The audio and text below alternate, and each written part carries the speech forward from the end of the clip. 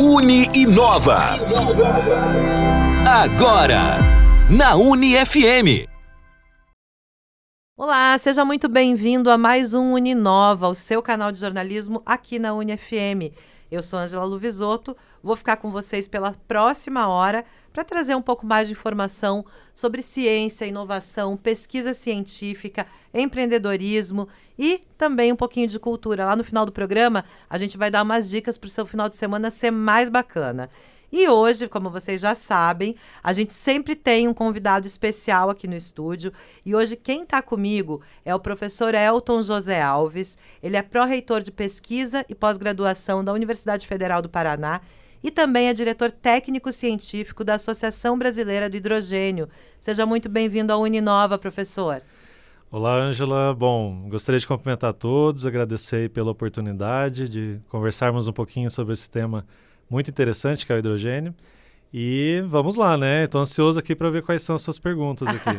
Bom, vamos começar falando de hidrogênio. Vou pedir para que você contextualize os nossos ouvintes a respeito da pesquisa com o hidrogênio aqui no Brasil, primeiro dentro da Federal, aqui no Paraná, no Brasil, e também como nós estamos no cenário global com relação a isso. Perfeito. Bom, primeiro, o tema do hidrogênio, de uma maneira geral, ele é um tema que já é bastante conhecido mundialmente. Nós temos há muito tempo tecnologias que envolvem desde a produção desse hidrogênio, o armazenamento, o transporte, a utilização do hidrogênio em diversas áreas.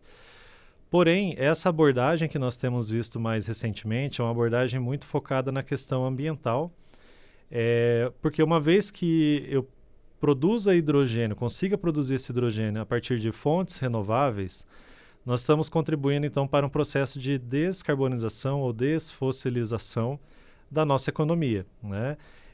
Então esse é o grande tema do momento, o quanto nós conseguimos evitar de emissões na produção de hidrogênio. Claro que tem outros fatores que a gente pode até conversar daqui a pouquinho, né? Ao longo dessa hora que nós temos aqui disponível, para exemplificar essa importância do hidrogênio também em diversos setores e por que então utilizar um hidrogênio de baixo carbono, que é o que tanto se fala hoje, né? Mas de certa forma, o Brasil ele aparece nesse cenário global como um país que tem um grande potencial para ter um hidrogênio de baixo carbono a um custo relativamente baixo. Por quê? Porque nós temos exatamente uma diversidade de fontes de matérias-primas renováveis no Brasil. A nossa matriz energética ela é, né, como talvez poucos países do mundo, ou um dos principais países do mundo, né, com caráter renovável, e isso automaticamente, desde que empregado tecnologias adequadas, né, para utilizar essas fontes renováveis, é possível obter então esse hidrogênio de baixo carbono a um custo relativamente baixo. Então, existe muita especulação nesse momento, né, mas também existe muita pesquisa. E o papel das universidades brasileiras nesse cenário ele é fundamental, porque nós temos algumas tecnologias que o DNA, digamos assim, é brasileiro, sabe? Então, o futuro desse hidrogênio de baixo carbono, a partir dessas tecnologias com o DNA brasileiro, né, vai depender exatamente dessa relação que nós temos, né, da universidade, puxando esse processo todo de desenvolvimento tecnológico, com os nossos governos, que é quem, né, fomentam aí a legislação, né, as regras para que esse jogo possa ser jogado, e também o setor produtivo, porque é quem tem interesse, claro, né, principalmente em diminuir o custo da energia, né? Exatamente. Então, nós temos um cenário muito interessante, muito propício, eu diria, né, para que a gente consiga avançar como talvez nenhum outro país do mundo no tema do hidrogênio. E assim, a ideia, o objetivo de toda essa pesquisa é que a gente coloque o hidrogênio na nossa matriz energética e ao longo do tempo ele seja o protagonista disso tudo, certo? Que a gente deixe de usar a energia fóssil, né? A energia vinda de recursos fósseis, mas isso ainda leva muito tempo? Isso já é uma quase realidade ou a gente está muito longe ainda de chegar nesse ponto? Olha, eu diria que nós temos um processo, esse processo hoje para nós, né, nós chamamos de transição energética. Então, dentro de um processo de transição energética, nós sabemos que existem aí vários desafios, porque hoje nós temos políticas que são bem definidas, estabelecidas para o incentivo e a produção e a comercialização de combustíveis fósseis. E agora nós estamos falando de algo novo, que também precisa de uma política própria, incentivos, né, para que possa se desenvolver e tomar o seu espaço nessa matriz energética.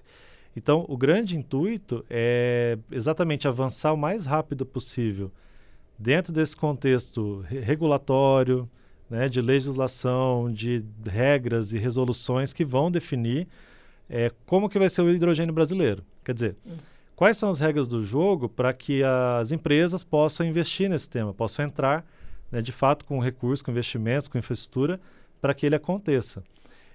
Então eu diria que sim, o hidrogênio ele vai ocupar uma parcela muito interessante na nossa matriz energética, tanto brasileira quanto mundial, mas claro que isso vai depender da agilidade de cada país em estabelecer esse cenário. E aí a gente pode estar falando aqui de anos ou de décadas para que isso aconteça, né? E falando especificamente do Brasil, hoje no Brasil, a pesquisa científica ela anda em consonância com as políticas públicas? Existe esse diálogo entre academia e poder público para que isso se desenvolva de uma forma mais célere? Porque também vai ser uma fonte de recursos inestimáveis para o país, né? Eu digo no sentido econômico mesmo, né? Todo mundo olhando para o Brasil, se a gente consegue produzir um hidrogênio de baixo carbono a um custo atrativo, provavelmente a gente vai exportar isso daí para o mundo inteiro, né?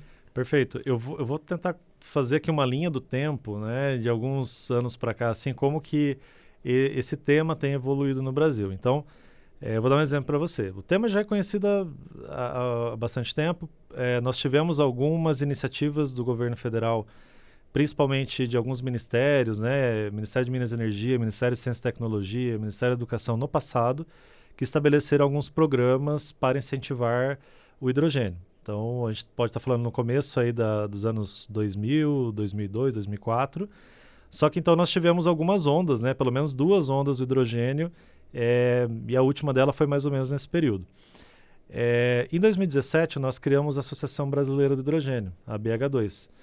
E essa associação ela se estabeleceu exatamente para começar a fazer uma articulação entre os diversos setores da economia, a questão do governo, as universidades. E desde então, ela tem crescido muito. Eu vou dar um exemplo para você. Nós tínhamos 5 empresas associadas há 3, 4 anos atrás. Hoje nós temos quase 100 empresas. Ou seja, a iniciativa privada também está investindo pesado na pesquisa. Exatamente, está apostando, está acreditando nisso, né? Uhum.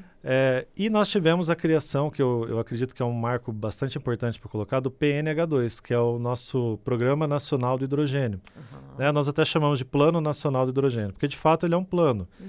É um planejamento que é feito a partir com a liderança dos vários ministérios, do governo e com a participação ativa das academias, das universidades, de empresas, enfim, todos aqueles atores e atrizes aí que têm interesse no tema do hidrogênio. Então, sim, nós temos digamos assim, ao mesmo tempo que existe esse planejamento de ações, esse plano ele é periodicamente revisado. Nós tivemos uma primeira edição, assim, uma publicação oficial no ano passado, dessa versão do plano. Com o plano, nós tivemos logo, paralelamente ao plano, uma série de projetos de lei que surgiram, né, que estão hoje em tramitação na Câmara dos Deputados e no Senado. Inclusive, agora nós acabamos de ter aí uma aprovação de um desses PLs, né, que envolve hidrogênio. E isso também, paralelamente, tem sido acompanhado pela academia, porque esses mesmos ministérios, né, a própria FINEP e outras também agências que são até de fora do país têm colocado recursos no Brasil para incentivar a pesquisa, projetos de P&D na área do hidrogênio. Então, eu diria que nós estamos num momento bom, mas nós não podemos perder o bonde. Né? Que outros países também estão numa corrida. Também estão pesquisando, E também estão pesquisando muito. Mas eu acho que também aqui no Brasil a gente tem visto, a gente tem falado muito sobre o hidrogênio. Era um assunto que até pouco tempo atrás a mídia mesmo não discutia. Uhum. Qual foi o pulo do gato aí que o hidrogênio acabou virando o queridinho do mundo inteiro?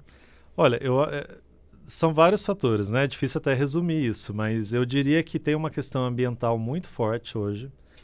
Então, de fato, nós precisamos emitir menos CO2 para a atmosfera. E aí, claro, o setor de combustíveis é um setor que emite muito. Não só o setor de combustíveis, mas aí a gente pode falar aqui de siderurgia, a indústria como um todo, né? Tem emissões que são muito expressivas. E o hidrogênio ele entra como um vetor energético, como uma molécula que pode ser direcionada para várias frentes, né, dentro do contexto energético ou não necessariamente energético. Então, por exemplo, o hidrogênio ele tem uma relação direta com a produção de fertilizantes. Então, hoje se fala muito da amônia, né, da amônia renovável, amônia verde. Então, uma vez que eu produzo hidrogênio com uma fonte renovável, esse hidrogênio pode ser usado na fabricação da amônia, que é a precursora dos nossos fertilizantes nitrogenados, né? A base de ureia, por exemplo, a própria ureia. Por outro lado, nós também podemos utilizar hidrogênio para fabricar combustíveis sintéticos. Então, nós temos alguns projetos que eu posso até falar depois, que eles dão enfoque em quê? A produção de combustíveis de aviação, bioquerosene de aviação e outros biocombustíveis a partir desse hidrogênio renovável e de outras matérias-primas, como é o caso do biogás, do etanol. Então, nesses processos, nós vamos precisar muitas vezes de hidrogênio. E aí o hidrogênio renovável é o que vai conferir o baixo teor de carbono desse combustível final. Entendi. Bom, então é um caminho sem volta, né? É um caminho sem volta. É um caminho sem volta. E professor, o Paraná, nesse cenário todo aí que você descreveu, se destaca no contexto nacional? Sem dúvida. O Paraná, ele tem algo que poucos estados da federação têm, que é a biomassa. Né? Nós temos um contexto muito favorável. Primeiro porque nós produzimos uma energia elétrica como ninguém, né, no Brasil, com caráter extremamente renovável. A gente está falando aqui de picos aí que podem atingir até 96%, 98% de caráter renovável dessa energia elétrica. Então, nossa matriz elétrica ela já é renovável. E aí, uma das rotas de produção de hidrogênio é exatamente extrair o hidrogênio da água. E como que eu faço isso? Utilizando a energia elétrica, né? Então, esse é um ponto. O segundo ponto é que nós produzimos muita biomassa. Nós temos biomassa residual que é proveniente da atividade da pecuária, então cultivo de aves, suinocultura, muito forte em várias regiões do estado, principalmente região oeste, né? Noroeste, né? Norte, então assim, e nós temos os resíduos agrícolas também e os resíduos agroindustriais. Mas além disso, tudo isso que eu estou falando da biomassa remete à possibilidade de nós produzirmos biogás. E se a gente comparar com o que é feito hoje no mundo, o hidrogênio é produzido a partir... 50% do hidrogênio vem do gás natural. O que o gás natural tem? Uma molécula chamada metano, né, sobretudo, que é ela que fornece esse hidrogênio. Então, se a gente tem algo parecido, e o biogás é parecido, entre aspas, com o gás natural, então é possível reunir toda essa biomassa que nós temos no estado para produzir biogás, automaticamente metano e, consequentemente, hidrogênio. Então, se nós compararmos, por exemplo, o estado do Paraná com outro estado da federação, Ceará, por exemplo, que é muito forte em energia eólica, solar, lá não tem tanta biomassa como nós temos aqui. Então, o Paraná ele pode tanto incentivar a rota de produção de hidrogênio e biogás a partir da biomassa, quanto ainda também produzir hidrogênio a partir da água, usando a energia elétrica renovável. Perfeito. E, professor, com relação aos desafios que a pesquisa com o hidrogênio apresenta, quais você elencaria como os mais complicados de se superar? Olha, nós temos alguns. A própria questão do armazenamento do hidrogênio, hoje é um armazenamento para transporte. É um desafio que nós temos. Então, o hidrogênio é uma molécula que é de difícil compressão. Então, como a gente pensa normalmente em gás, em transportar gás, a gente automaticamente pensa em cilindros, né? Enfim, reservatórios que vão ser utilizados para comprimir esse gás a uma alta pressão. Mas para o hidrogênio, essa pressão tem que ser muito maior. Então, a gente gasta muita energia para poder transportar o hidrogênio. Esse é um grande desafio. Temos hoje muitas pesquisas, muitos trabalhos que apontam para soluções tecnológicas também nesse tema, como, por exemplo, substituindo os materiais que são utilizados hoje por materiais mais leves, né? Nós temos as eficiências desses processos de compressão, descompressão. Tudo isso é estudado e nós já temos algumas melhorias, digamos assim, tecnológicas. Mas esse ainda é um ponto que precisa de desenvolvimento. O outro desafio é exatamente nós produzirmos hidrogênio de forma descentralizada. E é aí que eu acho que é onde também no Paraná e no Brasil nós temos uma possibilidade de ouro, que é criar modelos, hubs, né, que estão focados muito nessa questão do desenvolvimento regional. Era onde eu queria chegar, exatamente. Onde o hidrogênio ele pode contribuir para esse desenvolvimento regional, dadas as características daquela região em termos de matéria-prima, fontes de energia para a produção e uso do hidrogênio. Bom, o nosso agronegócio é fortíssimo, né? Ele está junto com a academia nessas pesquisas, porque é um dos maiores interessados, inclusive. Exatamente. O agronegócio, eu diria que ele anda de mãos dadas, né? Ele tem que andar de mãos dadas com esses temas que nós estamos falando aqui. Principalmente o tema de biogás e o tema do hidrogênio. Porque, primeiro, como eu disse antes, o hidrogênio ele pode ser utilizado para a produção de fertilizantes e, por sua vez, o agronegócio depende exclusivamente dos fertilizantes, que, por sinal, Ângela, são quase que 85% dos fertilizantes nitrogenados que nós usamos no Brasil são importados. Você veja só, é uma solução para a gente começar a produzir fertilizante nacional, né? Essa que é a grande sacada. Uhum. Por outro lado, nós temos outras áreas e outras frentes que também têm essa interface com o agronegócio, né? Claro, o próprio aproveitamento de resíduos, de dejetos de animais, por exemplo, ele tem um potencial muito grande para ser aproveitado para não se tornar um passivo ambiental. Então, aí entra aquela questão da produção do biogás, porque você produz um energético, mas ao mesmo tempo evita um passivo ambiental. E isso pode ser também utilizado para a produção de hidrogênio. E, inclusive, porque o agronegócio precisa cumprir uma legislação e cada vez mais rígida, né? Agora, com mudanças climáticas e tudo isso que a gente está vivendo, a tendência é que essa legislação fique ainda mais difícil para o produtor rural, né?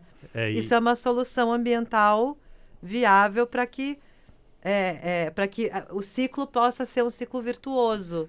E eu te diria até que para o futuro da atividade agropecuária hoje, principalmente quando a gente pensa em produção animal adensada, né, e como se diz, né, uma produção concentrada, muito concentrada, como a gente observa hoje nesse cenário da suinicultura, da avicultura, para você expandir a atividade, só é possível expandir, né, se você trata o teu dejeto. Então, pensando numa empresa, pensando numa cooperativa, enfim, né, que aqui no Paraná é muito forte, para que se produza mais produtos, nós precisamos ter, então, um tratamento devido dos dejetos e dos resíduos. E isso de forma sustentável. Então, portanto, o biogás ele é, sim, uma grande alternativa, uma grande solução para essa questão que nós estamos falando aqui. E, professor, com relação aos custos de produção de hidrogênio, queria que você falasse um pouco. É um desafio? É caro? É barato? Me parece que essa logística toda, vocês ainda estão em busca de soluções, né? Sim. É viável produzir hidrogênio? Quando a gente pensa em custo, em dinheiro. Sim, a gente tem muito essa preocupação do custo, claro, quando nós pensamos assim em grandes escalas, né, em produzir hidrogênio para abastecimento do mercado interno, mas também para exportação muitas vezes. Eu até diria exportação de produtos à base de hidrogênio, exatamente porque a gente tem essas limitações que eu comentei de transporte e tal, que torna às vezes um pouco difícil essa exportação do hidrogênio na forma molecular. Mas enfim, a questão do custo, eu sempre comparo com outras tecnologias, né? Quanto custava um veículo elétrico quando nós tivemos a primeira centena de veículos elétricos produzidos no mundo? Ninguém tinha acesso, né? Então, assim, da mesma forma, esse hidrogênio e essas tecnologias que eu falei que até parte delas são relativamente novas, elas têm um custo e a gente tem um custo também do hidrogênio no mercado mundial, que é o hidrogênio hoje, que não é um hidrogênio de baixo carbono. Então, a nossa meta é tentar se aproximar a esse custo, Perfeito. que seria algo, por exemplo, em torno de $1,5, né, por quilo de hidrogênio. Então, o hidrogênio do gás natural hoje, ele tem esse custo, assim, esse preço, né, que a gente deseja chegar lá com o hidrogênio renovável. Hoje, o hidrogênio renovável, por exemplo, se a gente considerar a matriz elétrica alemã, de outros países da Europa, ou mesmo nos Estados Unidos, a gente pode falar aí que esse hidrogênio renovável está em torno de 5, 6 dólares ou euros o quilo. Então, a gente sabe que tem um caminho longo pela frente. Por isso que é importante, muitas vezes, a gente ter um planejamento dentro desses planos que estão sendo estabelecidos, de muitas vezes no início, né, para que a atividade comece a se desenvolver, nós tenhamos incentivo do próprio governo, ou, enfim, para fiscal, e tudo isso tem sido debatido hoje na legislação que está sendo agora aprovada e discutida, e também nesses planos, né, nesses estudos que estão sendo feitos técnicos direcionados à área. Você comentou no início da nossa entrevista que o hidrogênio tem várias aplicações. Queria que você citasse algumas delas novamente, detalhasse um pouquinho de que forma que a gente pode utilizar isso, tanto na indústria, enfim, no mercado de uma forma geral. Perfeito. Hoje nós temos essa matriz, que eu acho que eu vou relacionar a matriz com daí depois os produtos, né? Perfeito. Então nós temos cerca de 50% do hidrogênio proveniente do gás natural, que não é renovável, né? Nós temos quase que o restante, para atingir o 100%, a partir da gaseificação do carvão e de óleo pesado. Então, a gente tem uma matriz quase que 99% não renovável para o hidrogênio. E o hidrogênio, hoje, ele tem sido consumido quase que meio a meio, né? Nós temos uma divisão de 45% mais ou menos, para a produção de fertilizantes, à base de amônia, e para o próprio refino dos combustíveis que são oriundos aí do petróleo. Então, nas refinarias, hoje, se utiliza o gás natural para produzir hidrogênio e se consome o hidrogênio para refino desse combustível que é produzido lá. Então, e os outros 45% vão para a produção de amônia. Ainda sobram 10%. Então, dentro dos 10%, nós temos uma participação interessante para uso na produção de metanol. Tá? Então, o metanol é um solvente, pode ser também encarado como um combustível orgânico, parecido com o etanol brasileiro, aí, né? E ele pode ser utilizado pela indústria química, petroquímica e diversas, como é o caso até da indústria de biodiesel. Então, se a gente considerar hoje o Paraná é um grande produtor de biodiesel. E assim, Ângela, nós importamos também 100% do biodiesel que utilizamos no Brasil. Tá? Então, só um exemplo para vocês. O Paraná tem todo esse potencial e ele importa 100% desse metanol, por que não ser um produtor de metanol, né? Utilizando hidrogênio renovável? E aí nós temos outras aplicações também na questão como agente redutor, indústrias siderúrgicas e como energético mesmo, né? Queima direta do hidrogênio gera muita energia. E também no setor agro, por exemplo, na produção de margarinas. São processos que nós chamamos de hidrogenação de óleo vegetal, né, de gordura animal, e isso leva a esses produtos que as próprias agroindústrias desenvolvem e podem desenvolver. Ou seja, o potencial de utilização e aplicação de hidrogênio é gigantesco. Exatamente. E por que a gente demorou tanto para descobrir o hidrogênio? A academia demorou. Agora eu estou perguntando para o professor. Por que a academia demorou tanto para descobrir o hidrogênio? O incentivo agora para a pesquisa, ele vem para realmente tirar esse limbo? Não havia incentivo para a pesquisa científica nesse sentido? Na verdade, nós, como eu te disse, nós conhecemos o hidrogênio há muito tempo. Então, tem muita gente que trabalha com pesquisa na área de hidrogênio no Brasil e fora do Brasil. Mas o hidrogênio ele vinha muito no Brasil como aquela aposta, sabe? Aquela aposta que em algum momento teve algum incentivo, como eu disse, mas que esse incentivo cessou. Aí nós temos vários fatores, né? Nós temos a questão do pré-sal, temos uma série de outros acontecimentos que nós tivemos nas últimas décadas aí, que é difícil dizer que é por causa disso ou não é, mas assim... Mas é um dos fatores, né? Exatamente. E, por outro lado... nós, pelo menos na Universidade Federal do Paraná, nós começamos a trabalhar no nosso grupo de pesquisa em 2011, 2012 com o tema do hidrogênio. num cenário onde quase não se falava de hidrogênio. Sim.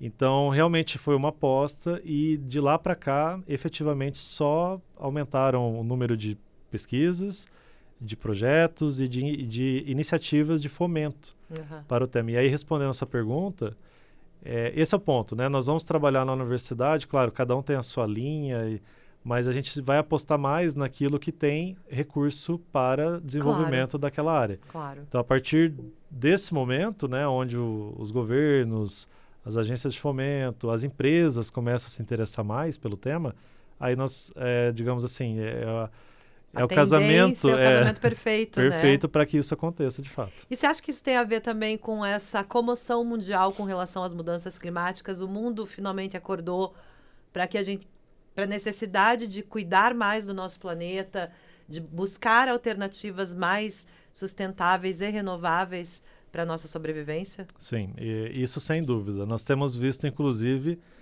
acompanhado aí que são batidos recordes, né, toda hora de temperatura dos oceanos, temperatura da média de temperatura. Cada vez que esfria, a gente bate um recorde, né? Ou cada vez que esquenta. Que esquenta.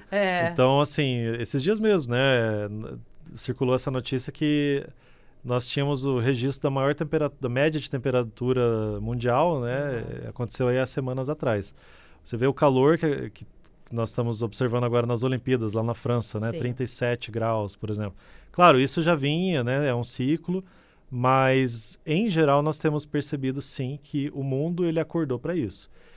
E isso é muito importante porque, a partir do momento que vira essa chave, as empresas têm que se adequar, né? As metas têm que ser revistas e reajustadas. E aí existe todo esse movimento que eu acho que nós estamos bem no olho do furacão.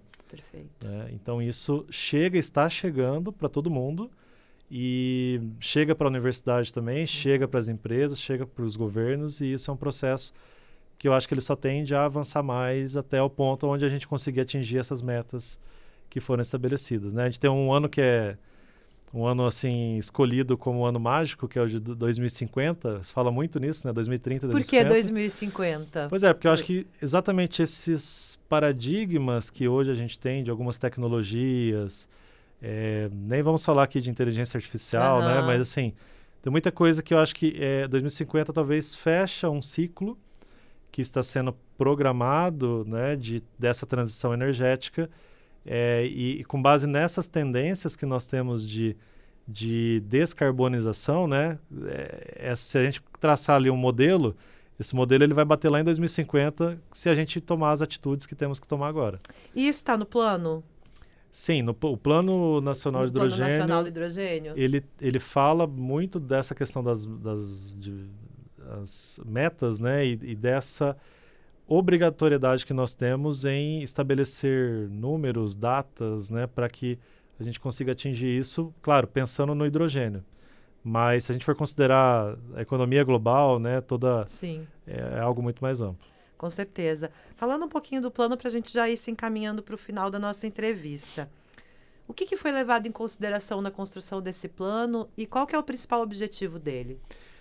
O principal objetivo dele é exatamente nós termos regras ou metas definidas para que toda a sociedade brasileira possa atingir o nosso objetivo, que é inserir o hidrogênio na matriz energética com o mínimo de emissões de CO2 possível.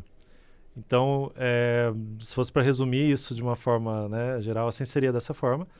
Mas dentro do plano nós temos 6 câmaras temáticas. Uma delas é transversal, ela nem assim, configura uma câmara temática que é a internacionalização. Mas nós temos outras 5 câmaras, por exemplo, como uma câmara de capacitação de recursos humanos. Bacana. Porque não adianta nada nós termos todo o interesse no tema do hidrogênio, uma indústria que vai se estabelecer e não termos mão de obra capacitada para atender essa demanda. Então, esse é um primeiro ponto. Inclusive, nessa Câmara, eu sou relator dessa Câmara de Capacitação. Ela está vinculada mais ao MEC, né, ao Ministério da Educação. E nós temos outras. Então, tem uma Câmara de Regulação, né, uma Câmara que foca na questão de projetos mesmo, de iniciativas que envolvem P&D, então projetos de desenvolvimento tecnológico, científico. E aí, claro, as universidades estão participando ativamente lá também, junto com as empresas. Então, são 6 eixos, né, considerando a internacionalização, que fazem parte desse plano. Perfeito, perfeito. E um plano que, conforme você falou ali cronologicamente, que a gente consiga cumpri-lo até 2050, mais ou menos. Esse plano, ele é revisado e existe uma reprogramação dele, né, quase que continuamente. Então, todo ano nós estamos revisando o plano, jogando metas para 4 anos, por exemplo, 2, 4 anos e assim por diante.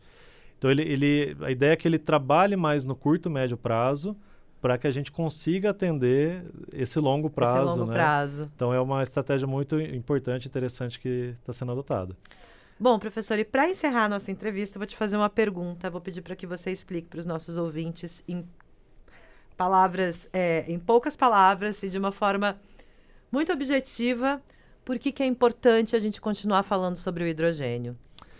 É importante que, primeiro, nós temos uma possibilidade de produzir um combustível, uma molécula que ela pode ser, sim, 100% renovável, né, a partir de fontes renováveis. Uma grande vantagem do hidrogênio é porque, como ele não depende de um único tipo de matéria-prima, nós podemos produzir ele praticamente em todos os países do mundo.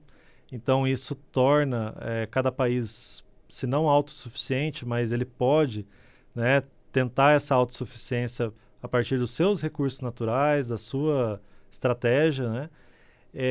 E também porque cada dia que passa, as novas estratégias que nós estamos observando, por exemplo, a produção de combustíveis sintéticos, e se fala muito hoje na aviação de querosene de aviação, e se isso for renovável, nós estamos introduzindo no setor de transporte um produto, né, um energético que ele tem esse potencial, como talvez nenhum outro, de descarbonizar, de reduzir essas emissões. Perfeito. Existem outras estratégias, nós sabemos, por exemplo, que a eletrificação é uma estratégia que a Europa está adotando muito fortemente. No Brasil nós temos visto também um crescimento, né, de veículos elétricos e eu diria o seguinte, o hidrogênio não vem para substituir, ele vem para somar. Perfeito. Então, nós vamos ter, sim, no futuro, veículos elétricos que talvez façam mais sentido para grandes cidades, centros urbanos. Nós vamos ter o transporte público ou os veículos de carga pesados que vão utilizar hidrogênio, porque daí começa a fazer mais sentido o hidrogênio para esse tipo de transporte. E assim por diante, né? Então, nós vamos ter uma mistura de tecnologias.